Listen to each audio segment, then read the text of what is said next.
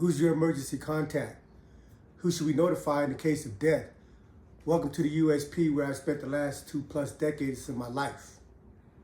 Currently I'm in the SMU, so I'm just sitting in my cell, replaying a few things on how I got myself here and whatnot. But before I start my story, whatever, I just wanted to address a comment that was made. I think it was Stephen Evans. He had made a comment that I had plagiarized a story that was told by Banky Pounds. I've never done time with Banky Pounds. I'm in the feds, and as far as I know, Banky Pound did state time. But I was introduced to Banky Pound when I got home through Al Ra, the owner of Pro Se Apparels. He saw one of my live videos, and I showed him my logo for BMA. A couple weeks later, he called me the next morning, and a couple weeks later, he had some hoodies and beanies that he had made up and gave it to me as a gift. Through him, he told me about Banky Pounds and plugged me in with Banky Pounds, and we share a group chat, for the first couple weeks, going back and forth on how things are going and what we're doing. So, Stephen, I would ask you to go back and look at that video and let me know, where is it in that video that I plagiarized his story.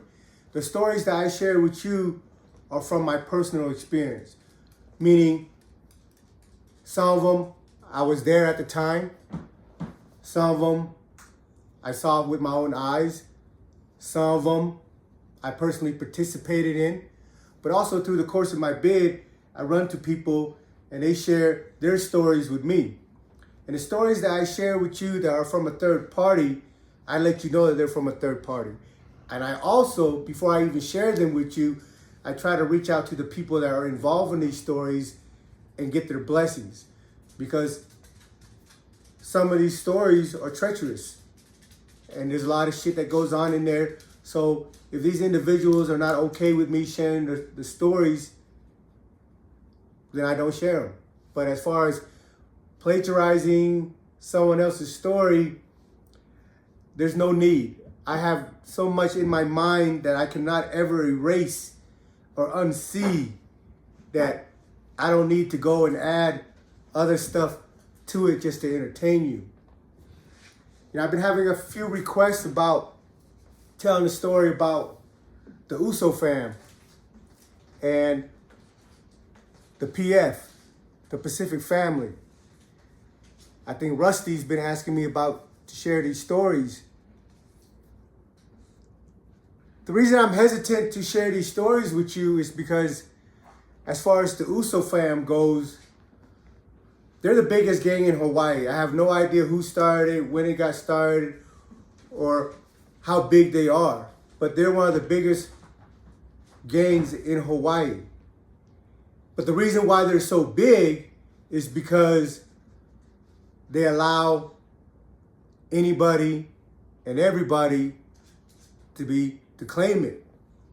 In my personal experience with the dudes from USO fam, like I said, I don't know them all. And I'm pretty sure that there's a few of them that go hard, that are down, that are strict, that are stand-up dude, that are on man time. I have no doubt about that. But in my personal experience with the USO fam, a lot of them that come through the feds, they're all fucked up. And the story I want to share with you today is a dude named, they call him Big O. I think his real name is Ofri. He's half black, half Hawaiian. Now, I never met him, but I first heard his name when we was in Atwater. He was in his shoe in Atwater. And my dog Kiki is drinking water right now. You could probably hear her. She slurps up the whole bowl. But anyway, this dude, Ofri, I think his name is, and I might have got it wrong, but I got his paperwork, or I had it and I passed it out when I was in Florence. But we first came up on his name when we was in Atwater. He was in the shoe waiting to come out. And we had heard a little rumbling with Dana and a couple of the Hawaiian dudes saying they didn't want him out. So I went and grabbed Bryson, and I grabbed the homie Pua. They're both, Pua is Samoan, Bryson is Hawaiian. Pui, he's from Alaska. But the dude is the dude's an islander. So I went and grabbed Bryson, and I explained to Bryson, I said, hey man, there's a dude in there named Ofri or something that is in his shoe, and for some reason, they're not letting him out. So we went and inquired with the other Hawaiian dudes why this dude's not coming out. Well, I don't know for sure if any of them stopped him from coming out, but the reason that they were hesitant to come out was his jacket was fucked up. Meaning that once we do a background check, he's not going to check out. And the SIS knew that, and they knew that in Atwater, us being the Asian Islanders, we, over the course of my bid there, built a reputation of not allowing these busters to sit around with us. That if they come and try us on the compound, trying meaning that they're just gonna get on the compound and see if they can slip past the crack and nobody find out who they are and whatnot. Well, when they do that, I personally get offended because I'd rather have you, if you know you fucked up, sit your ass in the shoe. Try to get a transfer. But when you come out in the yard knowing you fucked up, you're telling me that one, you're not really concerned about any of us out here. And two, I guess you think we're a bunch of lames that's just gonna let you ride when we know your ass is a fucking rat or a child molester or a rapist or any of that. And I did 7 years in Atwater, and to the best of my ability, me and the homies that was there, we kept our car clean. Other races, blacks, whites, Mexicans, they recognized that. That's how we were able in Atwater to pretty much control the economy. And when I mean control the economy is that we had our hand in everything.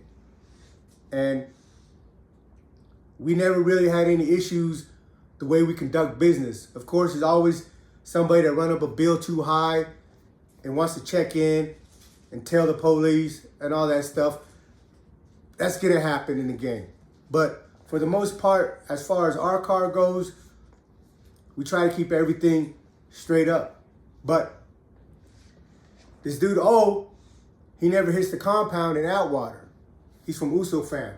So when I get to Florence, down the road, while I'm in the Smooth, I get a letter about Scope, from Scope. I didn't get the letter, but my homie Easy, my celly, gets a letter from Scope telling us that he had punished that dude from Lalo Crip, Sugar Bear, for being on gangland.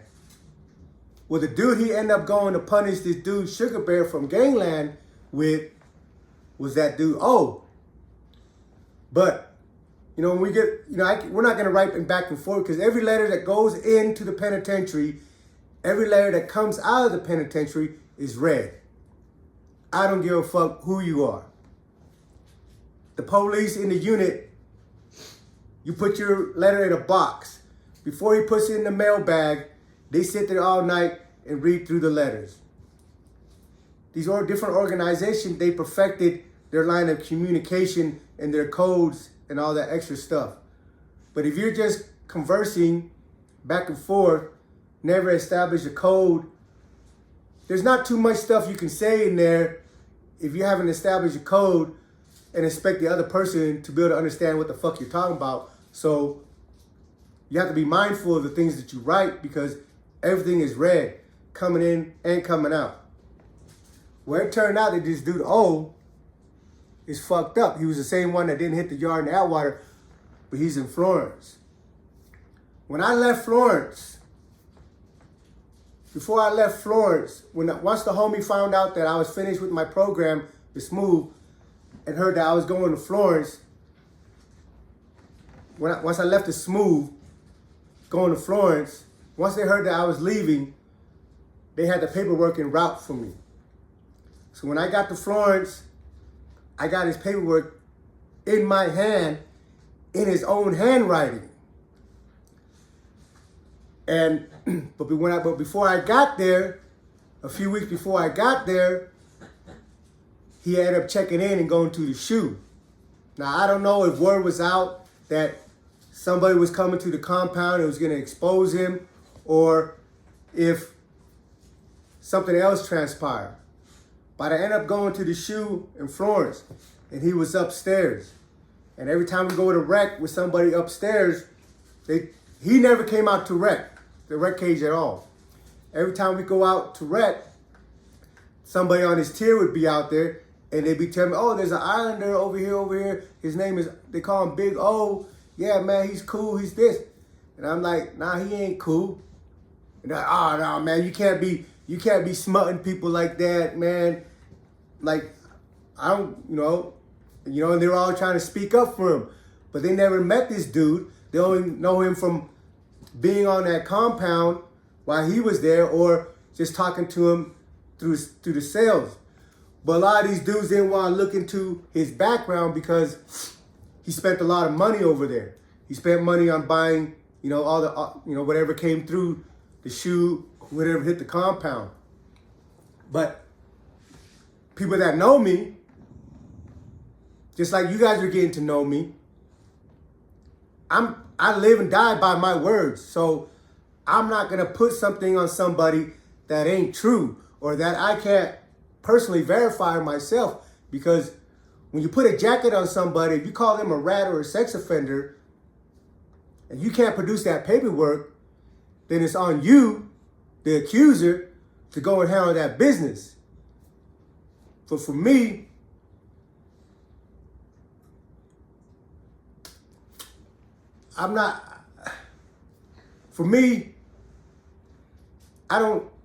you probably can't tell because I do these videos every day, but I don't say a whole lot when it comes to these things.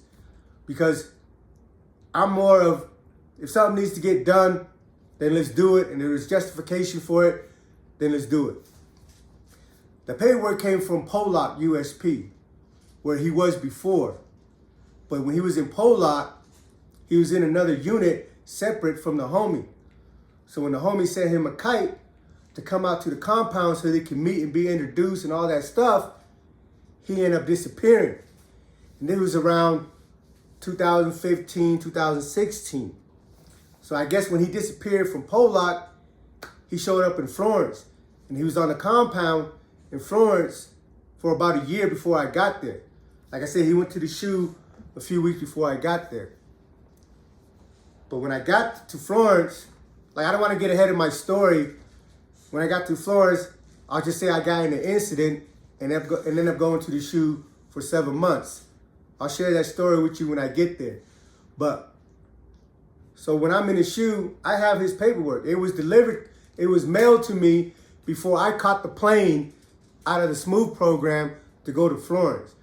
Because I guess they had already sent word to the other homies, the other Asian Islander homies that was there in Florence, but for whatever reason, they were ignoring it, or they didn't want to hear it.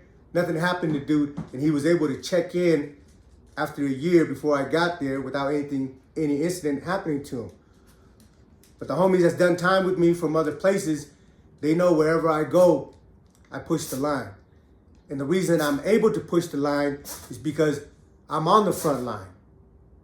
If an issue comes up and there's nobody to volunteer to take care of it, then I will take it upon myself to take care of it, because I believe in the creed and code of conduct that I bought myself into.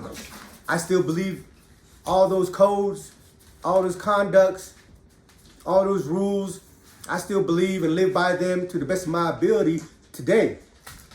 But, so, the next time we came out to rec, I told him dudes on his tier, I'm gonna bring you the paperwork. And I brought out the paperwork. And like I said, I read it in his own handwriting. Now you might say, okay, there's only one dude from Uso fam. That's fucked up. Well, through the course of my bid, there's been other dudes that from that gang or whatever out of Hawaii that came and hit the yard. Like again, when I was in Florence, they had another one come and hit the yard. I sat him down at the table. I said, look, homie, we check paperwork over here. You know, he was an older guy. He was like in his 50s. And, you know, pepper hair or whatever. He looked more white than Hawaiian, but he's from Hawaii and he's from Uso fam. And I forget his name, but I was like, hey, look, we check paperwork here. He's like, oh, bro, no problem, bro. I'm clean as a whistle, bro. I'm clean as a whistle. No problem, bro. I said, all right, I need your name and number. You know, because you can just look on the website. It's a website that the lawyers use.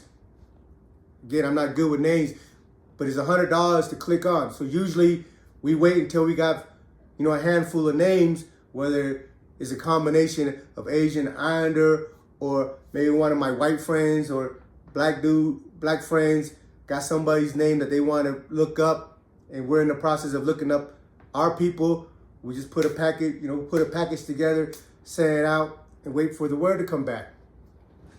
Well, like I said, this other dude from Uso fam, he tells me he's clean as a whistle. So we left it at that. We take his name. I give it to the homie out here from Kearns, Utah. They call him Buckshot, Samoan dude, youngster. You know, his people be looking up stuff for us while we was in Florence. I gave him the name. He was at dinner. Went to my unit, chilled out for the rest of the night. Well, the next morning, as we're going to breakfast, Buckshot comes out. I was like, what's up, man? What's going on? He goes, oh, man, that dude's fucked up. I said, what do you mean? He goes, man, I already got my property packed. I'm going to go bust his ass in the kitchen right now. I said, well, what is he fucked up on? The dude was a sex offender. I didn't read the case. I don't have the details of it, but he was a sex offender. Now, the issue I have with the Uso fam is that they know all these dudes are fucked up, that are still claiming their shit, that are still representing their shit, that are still walking around with that shit tattooed on them, talking about they from that hood, they from that gang or whatever. Again, I don't know all of them. I don't know a lot of them. And I'm pretty sure there's some solid dudes from that organization. But the ones that came through the feds, every one of them but three, I think JJ Puhia, a Filipino dude and a Korean dude that was in Atwater with us, they were in Levy. Outside of them dudes, those dudes, we checked their background and everything came back straight. But outside them other dudes, the consensus in the federal prison, in the USP, is that the Uso fams are foul. Anyway, so we go to breakfast to go look for this dude. He doesn't come to breakfast. So we sit in the kitchen eating, waiting for him to come. They already called his unit. We don't see him come out or whatever. So we leave and we go to his unit. When we go to his unit, you know, there's a few people in there that I know. I'm asking, hey, what's up with my new homeboy that just came off the bus last night? He goes, oh, the older guy with the pepper hair? Like, yeah. Oh, he bounced last night. He didn't even wait till the morning. But for me, I'd rather have it that way. I'd rather if you know you fucked up and you understand that you're fucked up and you understand that we're out here handling our business, then I feel you did a respectable thing for us and got the fuck out the way instead of sitting there being disrespectful, trying us as if you're going to slip through the cracks. Plus, also, I hate to have put myself or put any one of my homeboys in jeopardy over this fucking buster. But if that's the situation, then that's the situation. But I'd rather have it just let them go about their business, you know? So to Rusty, the one be comment, Rusty Shackelfield, the reason that's why I'm so hesitant to share this story, because I have a lot of friends that live in Hawaii that I love and that are good dudes. And I'm not trying to paint a broad brush that everybody that comes from the islands is fucked up. But even they would tell you, a lot of the people that come from the islands are fucked up. But that goes from almost every state up and down the coast. From region, north, south, east, west. There's a lot of dudes in the feds fucked up. Even though there's 20 penitentiaries, and the majority of us that spend time in the penitentiary are solid or whatever that definition is, there's still 100 other penitentiaries that these dudes can hide out at. You know, inside, behind that wall, the main group that there's always issues with as far as them leaving dudes on the compound that are fucked up, whether they're child molesters, rapists, or informants, rats.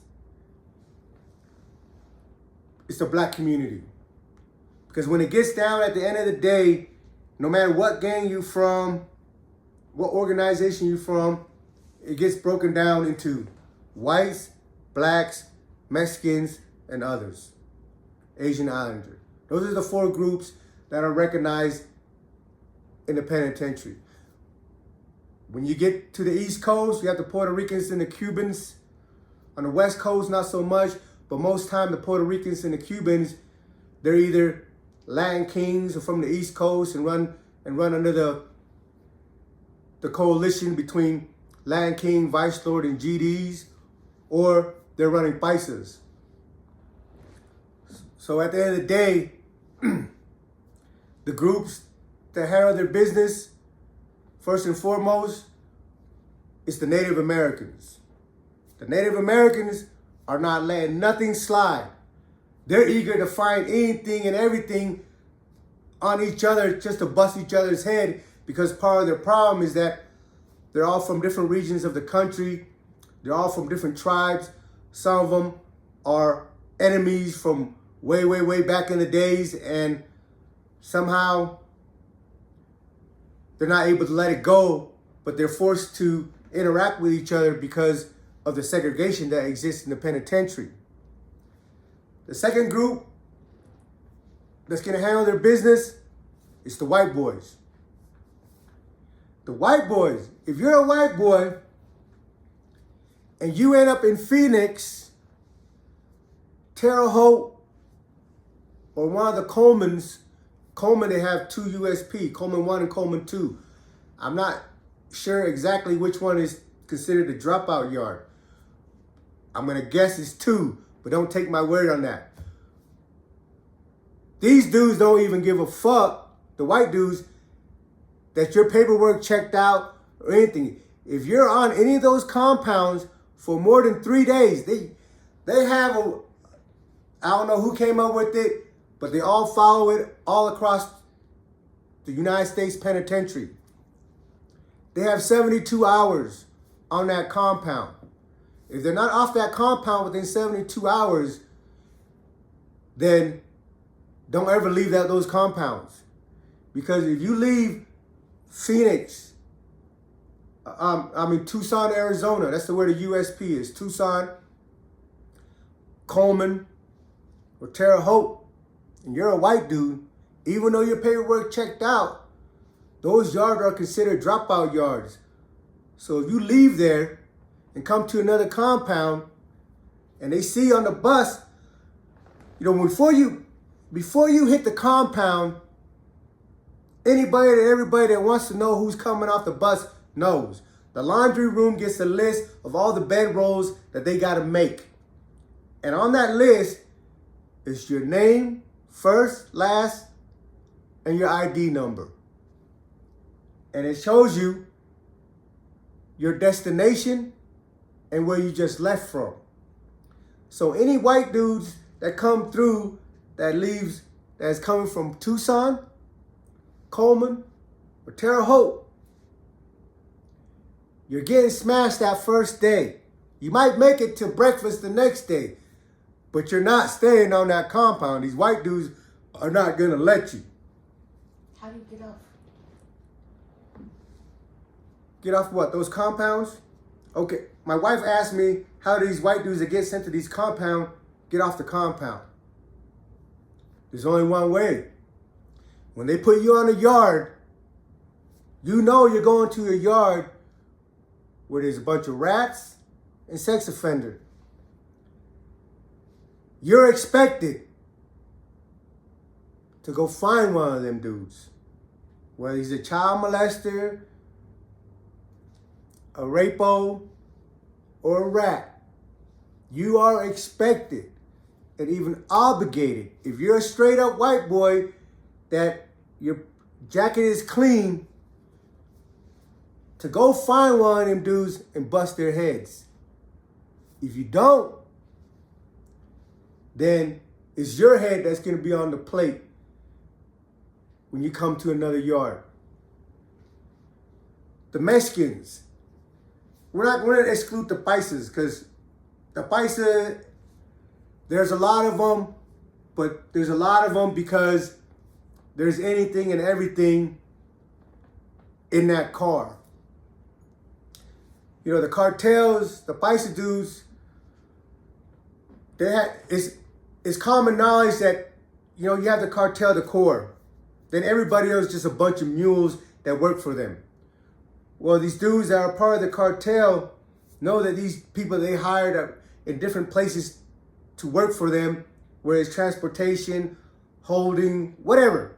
They know that these dudes aren't really gangsters, ain't bought into their ideology, and that if they get busted, they're going to tell. They expect that from these people, from the people that work for them. All they ask you is, if you're going to tell, just let us know so we can rearrange our route and relocate our stuff. Because they are, I mean, you have to give them credit, because these businesses they do can rival Fortune 500 companies. The money they make is in the billions of dollars. So they have thousands upon thousands of people that work under them, whether it's by force, volunteer, whatever. So they know that these people are not going to hold water for them. So they expect it out of them. And then they don't punish them when they come into the penitentiary. They're just part of the paisa car. The only time a rat in the paisa car gets punished if he told on some high-ranking member or whatever. But outside of that, that's just a mixed bag. You know, like, I don't even put any type of expectations for that car.